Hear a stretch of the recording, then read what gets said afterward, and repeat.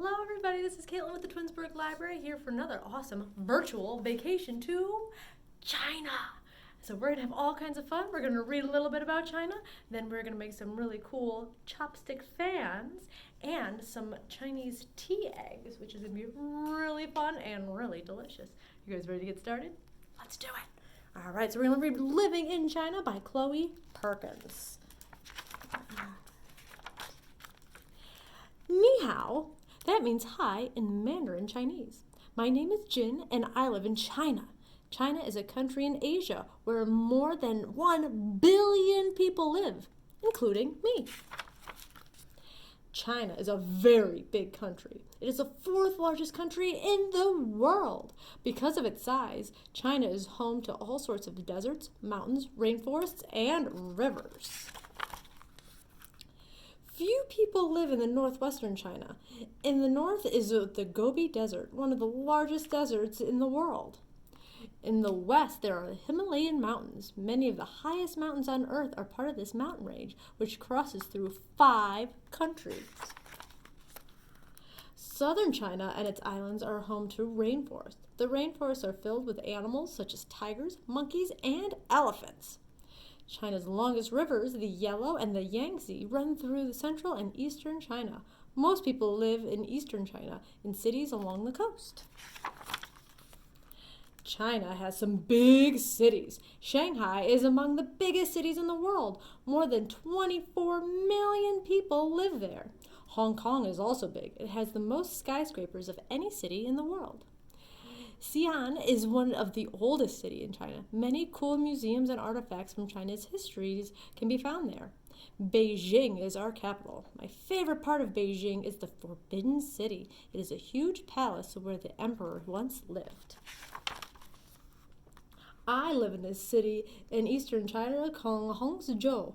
I live with my mom, dad, and Aunt June in an apartment. Hangzhou is famous for its beautiful lake Zihu and many temples.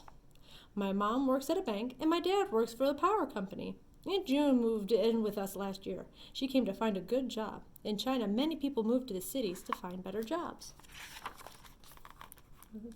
Each morning I wake up, brush my teeth, and put on my school uniform. Then I meet my family in the kitchen for breakfast. Today we are eating noodles with eggs and spring beans. In China, we eat most of our foods with chopsticks. Have you ever eaten with chopsticks? After breakfast, I take the public bus to school with my dad. School starts at 7:30 and there are 35 kids in my class. Our first lesson is about China's history.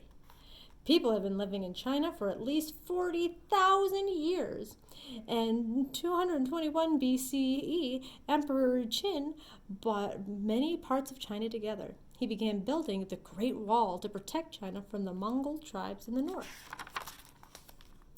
In 206 BCE, the Han Dynasty came to power. A dynasty is a family that rules over a country for a long time, sometimes hundreds of years. During the Han Dynasty, there were great improvements in farming. Over the next 1,000 years, dynasties came and went. Under the Tang Dynasty, China had a great military. The Song Dynasty focused on art and science. Then, in 1271, the Mongols invaded China. 100 years later, a peasant brought the people together and overthrew the Mongols. The peasant founded the Ming Dynasty and finished building the Great Wall of China. China's last ruling dynasty ended in 1912. The people rebelled against the emperor and created a new government. Today, people in China vote for their representatives.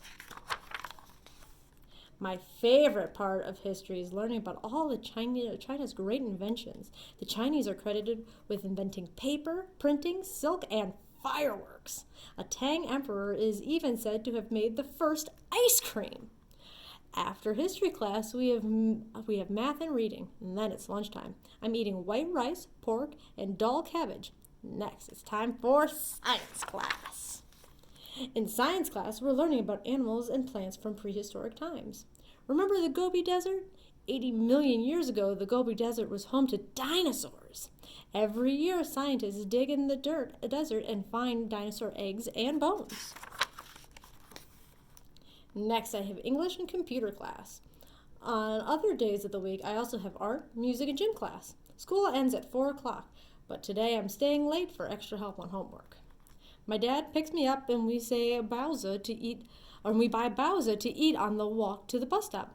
Bowza are steamed buns with different fillings. Mine has onions, rice, and pork. Yum! When we get home, my dad and I talk about tomorrow. Tomorrow is the Dragon Boat Festival. We celebrate the poet Chu Yuan, who lived more than 2,000 years ago. Each year, people race dragon boats and eat tasty rice dumplings called zongzi. I have the day off from school, and my dad and I are going to see the race. I am so excited. Aunt June and I set the table for dinner. My dad made vegetables, rice, and fish in a vinegar gravy sauce. We will also have soup for after dinner. It looks delicious. After dinner, I get ready for bed. I flip through my mom's old passport book and look at all the places she's been. When I grow up, I want to visit lots of countries. Would you like to visit China someday too? Yeah, wow, China's really cool. And China has all kinds of really cool things. First thing we're going to make is, they talked about using chopsticks to eat. Today we're going to use chopsticks to make a fan. Now, Chinese use fan, obviously to cool themselves off, but they also use them for decoration. They have really cool designs on them. So you guys can make yours designs whatever you want. So all you need for this are 2 chopsticks, or if you don't have chopsticks, you can also use popsicle sticks or really even pencils if that's what you have around. And paper, and glue, and a string. Easy enough. So first, we're going to take our 2 chopsticks and we're going to make them have a little X down at the end. So this is the tough part. So we're going to have to hold it up like this, and then you take your bit of string and we're going to wrap it around this way, and then you also want to wrap it around this way. So the more you wrap it, the sturdier it's going to be. That way it'll hold your fan open so it'll actually use. And then you can tie it when you get to the end. And then there you go. See, it keeps the sticks together, and you can tie it, and that'll help. And then you're going to take your piece of paper. Now, depending on how long your chopsticks are, you're going to want to cut it so it's, because if we do it from now, it's going to be a little too big. So what I'm going to do is I cut mine. I already have a line down this part. Mine is 5.5 inches, but yours can be however tall you want your fan to be. And then comes the fun part. Then you could draw anything you want on there. Now, Chinese has a really cool zodiac where the year you're born is different animals, and there's 12 different animals. I was born in the year of a snake, so you can draw a snake on it, or you can find out on the library's Facebook page underneath the post for this video. You'll see a cool little graphic where you can find out what your zodiac is.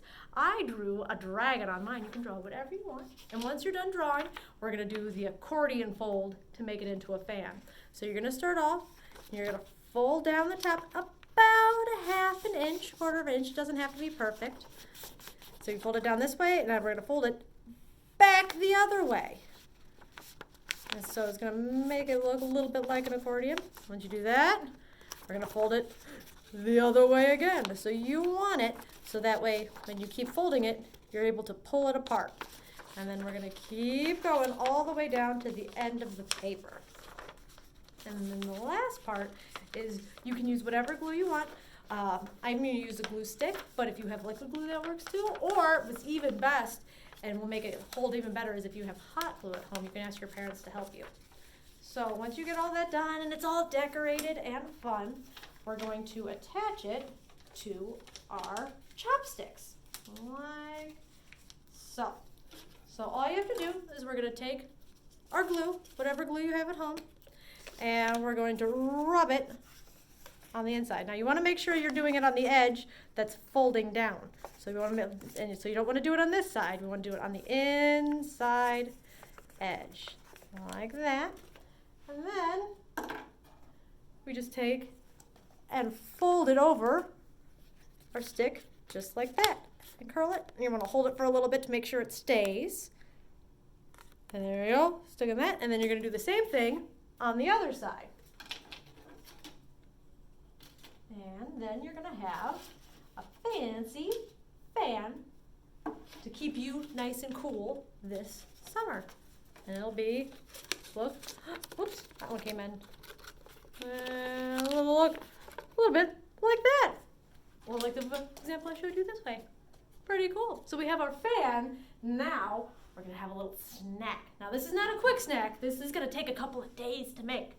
But we are going to make a dragon and tea egg. Kind of looks like a dragon egg, doesn't it? This is called a tea egg. So all you need to do is you're going to hard boil an egg. So, or a couple eggs if you want to make a few. Now, if you can hard boil, all you have to do with these are already hard boiled. So you're just going to put some cold water in a pot, enough water to fill the over top of your egg, and you're going to bring that to a boil. And once it starts boiling, you're going to boil it for about 8 minutes. I'm sure your parents already have a recipe for hard-boiled eggs. So once your egg is hard-boiled, then comes the fun part. So you're going to take your egg, and if you notice on our tea egg, it's got all kinds of designs on it. We got that by cracking our egg. Right? Oh, I probably should have given you the ingredients. So for this, you're going to need hard-boiled eggs. You can use soy sauce, water, 2 tea bags, and some pepper. The traditional tea egg has all kinds of crazy ingredients, but ours we're going to keep it real simple. But feel free to look up some other recipes because they're really good. So what we're going to do is we're going to take your eggs and you're going to beat your egg fairly gently but firmly with a spoon.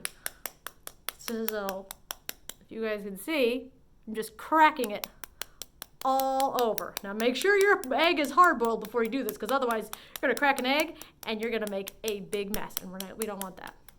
So after your egg is all cracked, we're going to set that aside and we're going to make our mixture that's going to dye the egg. And you can see we get the really cool design on it, but it actually dyes the egg almost like an Easter egg at the back. So you're going to have 2 cups of water in your saucepan.